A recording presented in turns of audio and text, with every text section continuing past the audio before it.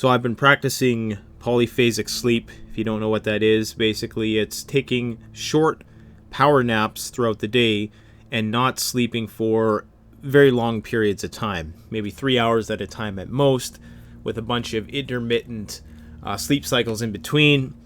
I'm doing this for a couple of reasons, primarily to train myself for if I ever was not able to get long periods of sleep, which would be the case if you had to take security into your own hands in a without rule of law situation, but also to increase my productivity.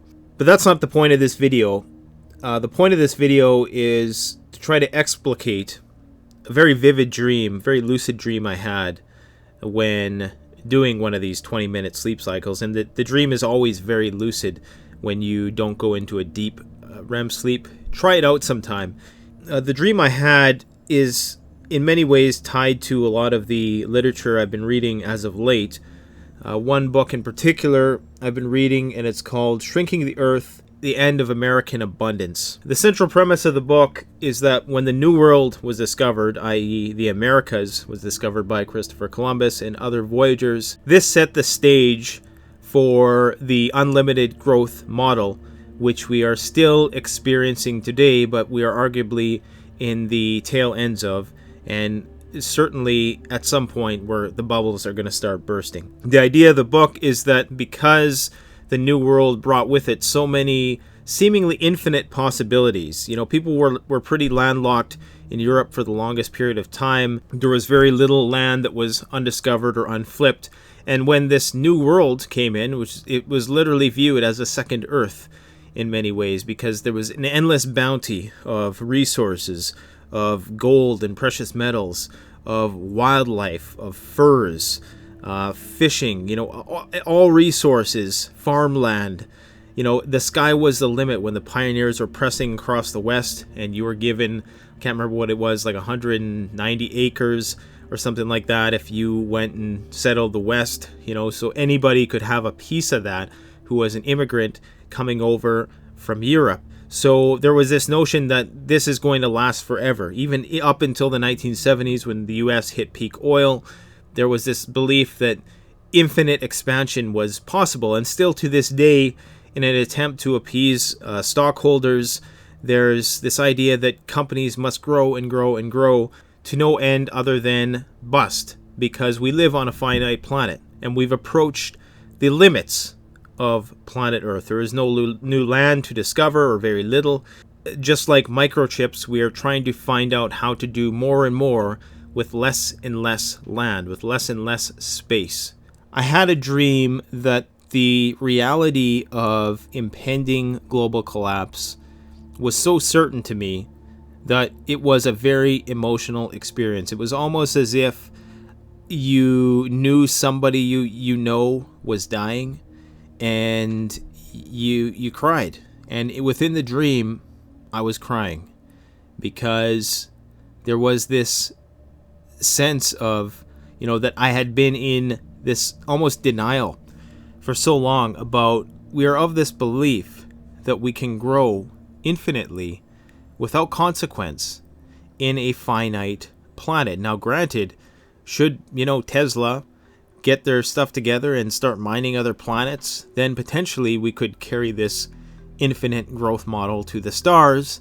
And if that was a possibility, then sure, but right now and for the foreseeable future, we just don't have the will to do that in the first place. We probably don't have the technology to do it for many years yet. Now, I know this is going to seem kind of wishy-washy, and it's emotionally based. It's not based on data. It's not scientific. It's a qualitative experience that I've had. But I've never had such a vivid experience of knowing that this cannot go on forever. It's almost like when you have a vision paired with a thought, which is so crystal clear, and it becomes so apparent. And the thing is, because it was a dream, I can't really remember the specifics of the details that I was thinking about that gave me this emotion, that gave me this understanding that it's gonna happen and we just have to accept it. It was almost like grieving somebody who you knew was gonna pass on, and you just had to find a way to cope with that situation. That's the only way I can explain it. Anyways, I've been thinking about how there's a lot of people who are trying to escape off the grid, and why are people trying to do this? On the one hand, if you ask people why they're trying to do it, some may say that they don't feel that the current way of life is sustainable. But for the most part, a lot of people want to, lead a more simple life. They want to be more self-reliant. But I think there's something in our collective unconscious, if you believe the biospheric consciousness idea that the Earth itself has a consciousness, I believe that Earth might be speaking to some people. And I'm not trying to say that you're special just because you're packing things up and you're trying to lead a horticultural, self-sustaining existence. But it seems like on a collective unconscious level, those people are being spoken to and almost being told to go and try to live in an equilibrium with nature in a way which we currently are not. It's my intuition that the reason why we are doing this, that there's a force beyond us which is compelling us towards that end, because deep down in our core, in our genetics, we realize that what we are doing is unsustainable and it's not going to go on forever and it's going to collapse. There's going to be entropy. Bubbles are going to start bursting. Right now, the system is just being propped up on every front. Economic fronts were being propped up by the derivatives and the banks, the international banking cartel, quote unquote, people like to call it, which is pretty much what it is, I suppose. We're being propped up with pharmaceutical drugs so we can continue to maintain our sanity one more day in the death by 1,000 paper cut society that we live in. We're holding back the modern floodgates of nature, nature's wrath, pestilence, drought. We're holding back these things with science, geoengineering. We're holding back these things to the best of our capability. We're holding back diseases, which are at some point going to overpower this very sterile system that we've created for ourselves, this bubble that we've put ourselves in, while on the outside these viruses get more and more powerful, more intense, till someday the house of cards is going to fall. Eventually, in a world of finite resources, where everybody is trying to relive the American dream, the idea of infinite growth, pleasing your stockholders, eventually nations are going to clash. It's only a matter of time. We are scouring the earth and digging deeper and deeper to the point of almost zero margins gained off of our resource extraction, meaning that we're putting almost as much energy into extracting resources as we're actually getting out of the resources we extract. It is modern medicine that incubates us against the toxic impacts that are bouncing back from the environment that we put into that environment. The only thing preventing World War III is the prospect of mutually assured destruction, and at some point even that won't prevent it. And I am absolutely no exception to this rule. I don't live in a balance with my surroundings. I take more than I put back. And the end result of that, and the end result of billions and billions of people doing that, is going to be collapse. The civilization is going to collapse anyways because of entropy and the idea that all things eventually break down and move towards disorder. No matter how intricate and well-honed the artifacts of man, it's going to succumb to the erosive nature of time. The people who are moving off grid, by and large, that the actual act of moving off grid is entirely apolitical, because there's people doing this who are of the leftist persuasion, and there's people doing this of the right persuasion. People who have farms, homesteaders, country boys tend to be people of more right-wing political values. But at the same time, people who love nature in the same way that those other people do, that they like being in control of their own destinies and in many ways living at a better balance with nature than at least people in the city would, that's where we are all the same person. And this is why politics dissolves after the collapse. Politics is a luxury that we can entertain while we have to live in close quarters with each other. The current way of life is not sustainable. I don't want to succumb to fatalism or cynicism. I want to enjoy life as if nothing bad is going to happen. I want to believe that artificial intelligence is going to save our species and that we're going to be able to MacGyver our way out of this situation somehow. I want to believe that we're going to transcend a new way of doing things which isn't just based on consumption to make ourselves happy. Because that's really what a lot of people are trying to escape when they move off grid also, is the constant pursuit of happiness via the collection of more and more stuff.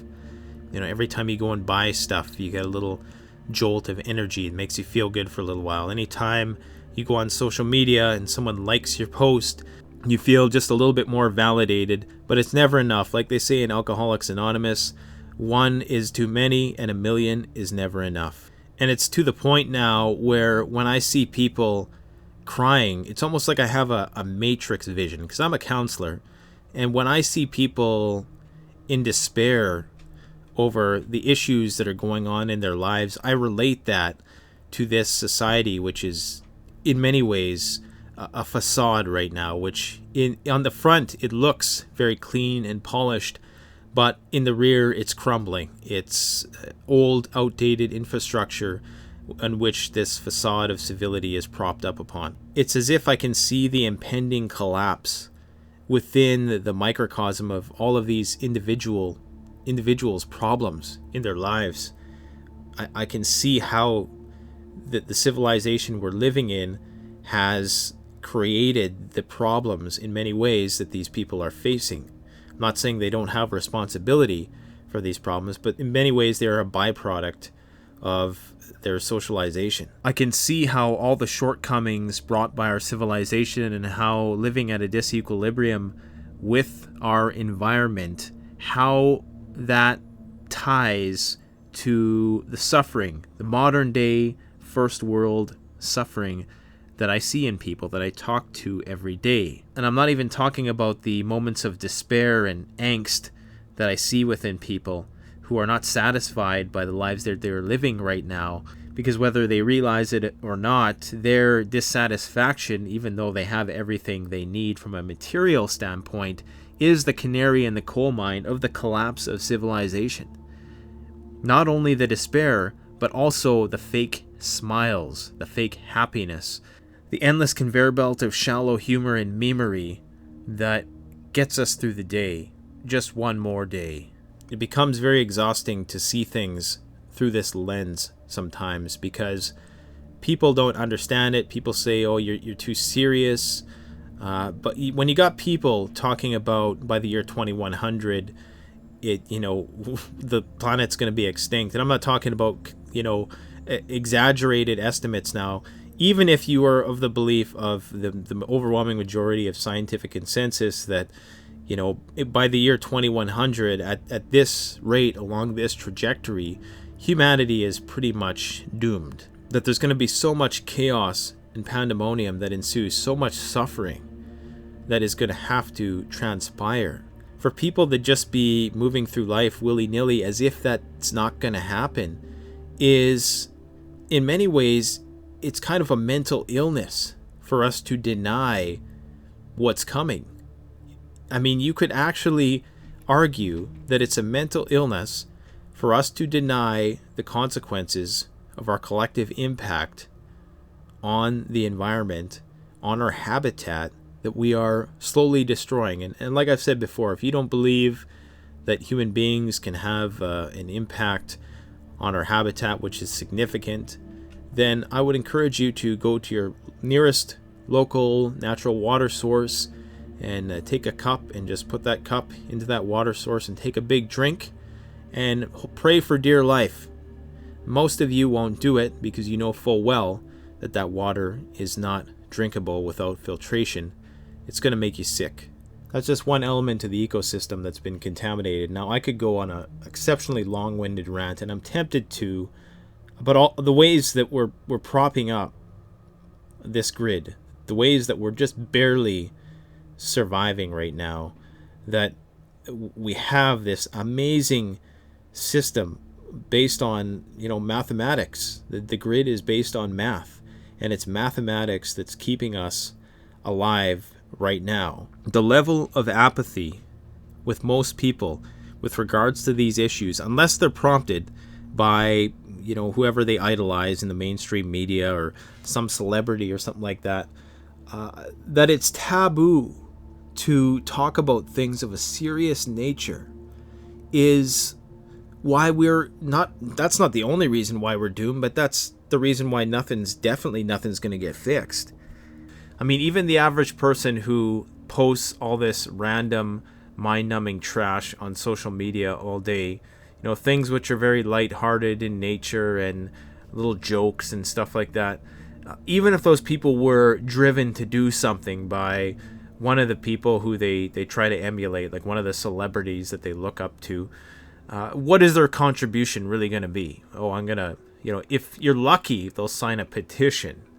If you're luckier, they may partake in whatever program you set up for them to partake in. But never mind critical thinking, because it's taboo. And even if there are moments where, someone will come out and talk some real stuff to people, it's very short-lived. People go right back into mind-numbing garbage. We got to pretend that we're happy all the time. We got to only show the positives in our life and pretend that there's nothing bad going on in our lives. That's what Facebook is for. That's why I don't really use Facebook that much. I think it's a bunch of smoke being blown up everybody's butts. I'll occasionally try to post something on there that's intelligent, but I give up because nobody cares about that. People want mindless distractions to carry them through this time, that they do not have to confront the obvious elephant in the room, or the many elephants in the room, the herd, the frickin' zoo that is in the room with them right now, because we are consumed by drama. I get into it too. I get sucked in to all the YouTube drama and the memes and all that stuff. I think it's more just a form of escape for me, because 90% of the time I'm thinking about actual issues. But for most people, they live their lives on that.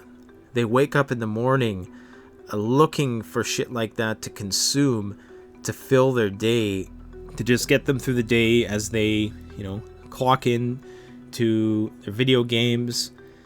Video games are really probably the only thing that's keeping a lot of people sane at this point.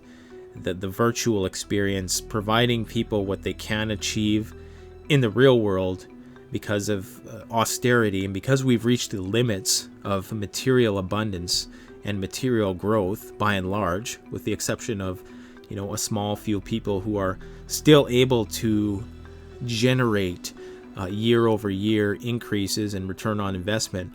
Most of us are not so lucky, and this is why many people are just copping out of the real world and moving into this virtual world. And the future is virtual. The future is the Matrix, where you're fed your sludge and you clock in the morning to your virtual experience. I mean, this has already been trial run with the world's Second Life. I don't even know if that's still a thing anymore, or if there's going to be a new version of that at some point, which is going to be far more realistic. But the fact is that this civilization 100% will collapse or cease to be, or it's going to change in such a dramatic way. So there's going to be a lot of suffering. I don't know when it's going to happen. I'm not going to say it's going to happen in the next 5 years, 10 years. All I know is the math of it. You have a finite planet, finite amount of resources, with the exception of the ongoing bombardment of sunlight. That energy is constantly coming into our system, but we're not harnessing nearly enough of that to make it worthwhile, and we don't have the millions of years for it to be recycled into petrochemicals that we're going to be able to use into perpetuity. That's not an option anymore. We've used all that stuff up. We've exhausted all the low-hanging fruit. We're now entering the age of peak everything and peak dumb at the same time. And coincidentally, this is coinciding with the dawn of artificial intelligence, a point where human beings largely may well be obsolete in numerous occupations within the next few years. So once we reach this point, see, right now our mentality And this is what this book was talking about. Our mentality is based around this notion that when Christopher Columbus first came to the New World, there was this abundance in the Americas. And this, to this day, this fuels our thinking in the West, that the sky is the limit for what we want, that we can continually grow in our material acquisitions in order to continually increase our happiness. But we know we live on a finite planet.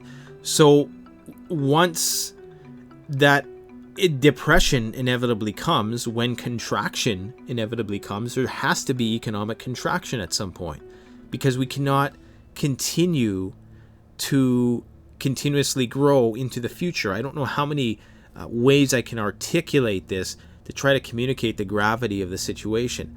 But the fact is, collapse is inevitable. It's coming. I don't know when it's going to come, but it has to come.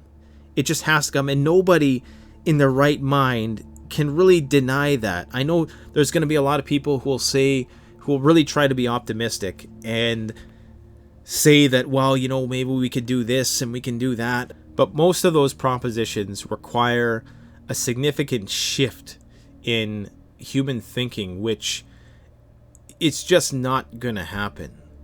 I mean, I think about the fallings out of my own recent relationship, and how pride and ego and all those things got in the way of making that work.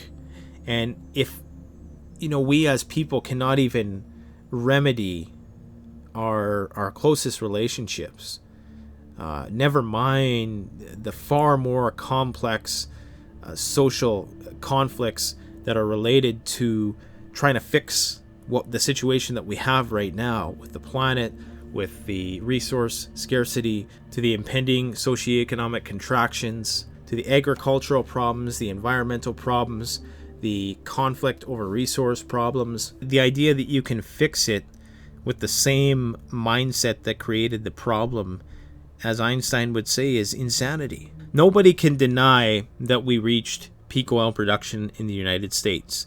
Nobody can deny, and people say, oh yeah, it's because we didn't tap these other places because of environmental regulations. Okay, even if we did move in there and do that, within a few years that would be tapped. We'd be right back at peak again. Nobody would have thought that you would have eradicated 50 million odd buffalo, that ran across the Great Plains. Nobody thought that those giant herds would ever be depleted. Nobody thought that the gold mines in the mountains or in the Klondike, the Yukon, would ever be exhausted of their riches. But inevitably they were. So the idea that it can go on forever is simply scientifically impossible. So yeah, get ready for it, because it's most certainly coming. I don't know when it's coming. We just got to keep on grinding. We got to keep enjoying life, enjoying these moments, trying to just embrace the fact that we are alive right now, trying not to get too caught up in the impending collapse of all things, but maybe trying to get into a mindset where our happiness isn't based on constantly getting something new in order to stimulate our dopamine. If there was a way that we could just be happy living at a balance with nature and living at an equilibrium and not trying to be such a deviation from the baseline, because that's why the crashes come, because we so wildly deviate from existing in a homeostatic balance with nature.